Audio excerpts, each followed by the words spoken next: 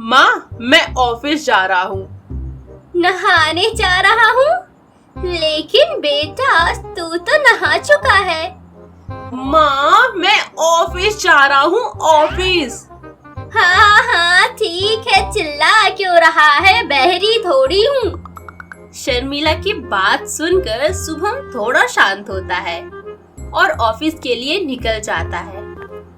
शर्मिला से हर कोई परेशान था, चाहे वो दूध वाला हो या फिर उसके पड़ोसी। एक दिन उसके घर कुछ लोग चंदा इकट्ठा करने आए।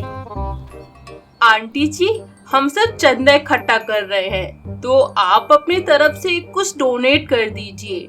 नहीं नहीं बेटा, इंटरनेट वगैरह से हम दूर ही रहते हैं। बाकी तुम लोग यहाँ क्यों आए हो? मुझे तो ये औरत बहरी लग रही है, थोड़ा जोर से बोलो। आंटी जी, हम सब चंदा इकट्ठा कर रहे हैं, तो आप भी थोड़े पैसे दे दीजिए। मैं ठीक हूँ बेटा, तुम सब कैसे हो? भाई, मुझे तो ये पूरी पागल लगती है। यहाँ से निकलते हैं। अच्छा आंटी, हम चलते हैं। कहाँ चल गए बेटा? ज्यादा चोट तो नहीं आई? दिखाओ। सभी बच्चे वहाँ से चले जाते हैं। अजीब बच्चे हैं, बिना जवाब दिए चले गए। ऐसे ही कुछ दिन बीत गए। शुभम की उम्र भी हो रही थी, इसीलिए शर्मिला पंडित जी को बुलाती है। नमस्ते शर्मिला जी। नहीं नहीं पंडित जी, सोफा गीला नहीं है, सूखा है, बैठ जाइए। ये लीजिए लड़कियों की फोटो, आपको जो पसंद है बता दीजिए। नहीं नहीं पंडित जी, मुझे दहेज नहीं चाहिए। बस एक सुंदर सुशील बहू मिल जाए और मेरा जीवन धन्य हो जाए। अजीब औरत है, बोल कुछ और रहा हूँ, सुन कुछ और रही है। वैसे पंडित जी, आप इन लड़कियों के बारे में पता तो किए होंगे, तो बताइए इनका स्वभाव कैसा है और कहाँ तक पढ़ी हैं? हाँ, मैंने इनके बारे में पता किया है। सब अच्छे घर से हैं, सुंदर सुशील, बिल्कुल वैसी जैसी आपको चाहिए। देखिए पंडित जी, मुझे अपने बेटे के लिए एक सुंदर संस्कारी बहू चाहिए, कोई ऐसे वैसे घर की बहू नहीं चाहिए।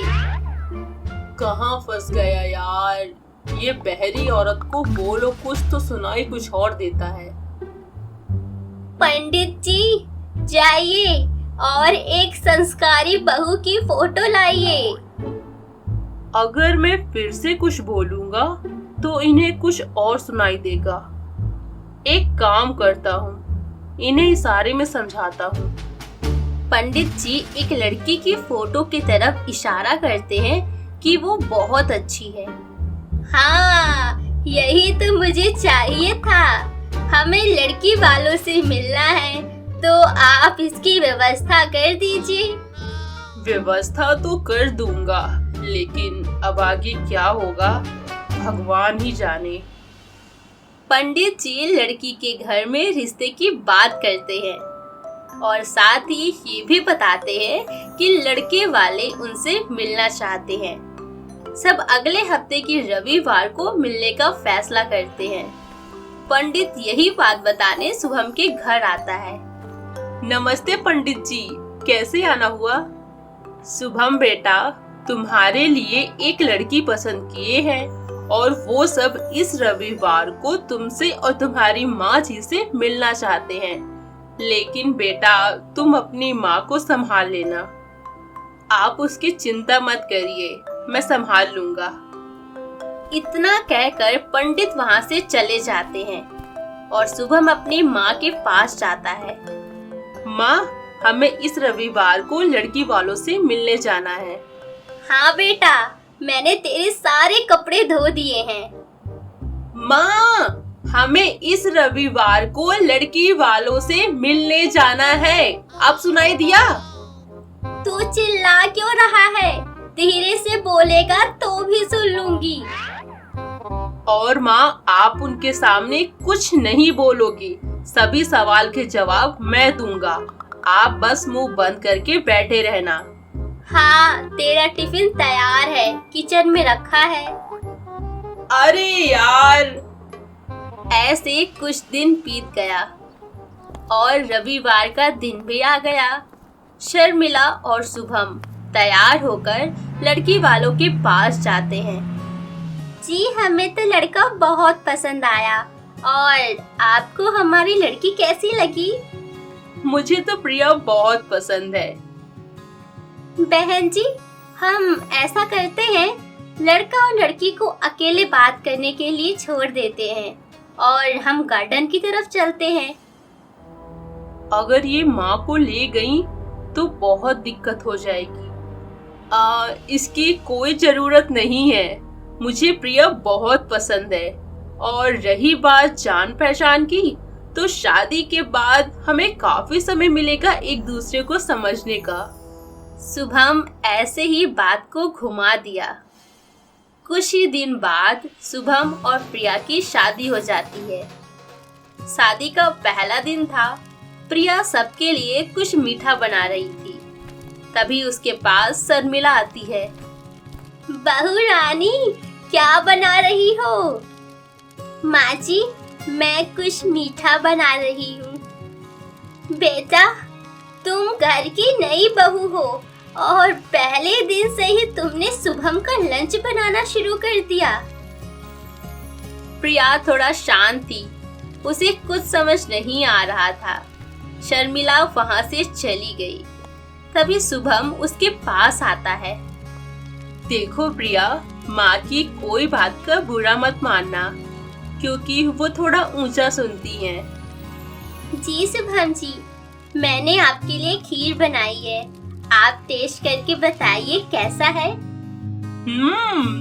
वाह प्रिया, तुम तो मास्टर शेफ हो। ये सच में बहुत टेस्टी है। Thank you Shubham ji. ऐसे कुछ दिन बीत गए। एक दिन प्रिया की बुआ का कॉल आया। हेलो प्रिया, मैं सुनीता बुआ बोल रही हूँ। अच्छा, नमस्ते बुआ जी। नमस्ते बेटा। जब से तुम गई हो, हमें तुम्हारी बहुत याद आती है। इसलिए मैंने सोचा कि क्यों ना तुम सबको डिनर पर बुलाया जाए। इसी बहाने मैं शुभम और तुम्हारी सास से भी मिल लूंगी। ये तो बहुत अच्छी बात है। मम्मी भी बोल रही थी एक दिन हमें डिनर पर बुलाने के लिए। तो एक काम करते हैं, हम सब तुम्हारे घर पर ही डिनर रखते हैं। इसी बहाने पूरा परिवार एक दिन साथ में वक्त बिताएगा। तो तुम सब कल आ जाओ। हाँ, ये ठीक रहेगा। मैं माँ जी और शुभम जी को बता कर आती हूँ। ठीक है बेटा। प्रिया शुभम के पास गई। शुभम जी, मेरे घर वालों ने डिनर पर हमें बुलाया है, तो हमें कल डिनर पर जाना है। ठीक है, लेकिन हमें मतलब? हम सब, मैं, आप और मम्मी जी। फिलहाल तो मुझे बहुत काम है, तो मैं उन्हें निपटाने जा रही हूँ। प्रिया वहाँ से चली गई, लेकिन शुभम की परेशानी बढ़ गई, क्योंकि प्रिया के मायके में सब लोग होंगे और उस दिन तो वो किसी तरह अपनी माँ की सच्चाई सबसे छिपा लिया था। लेकिन अब आगे क्या होगा? क्या शुभम की माँ की सच्चाई सबके सामने आएगी? क्या शुभम एक बार फिर से अपनी माँ की सच्चाई सबके सामने आने से बचा लेगा? ये सभी सवालों के जवाब आपको मिलेंगे अगले पार्ट में।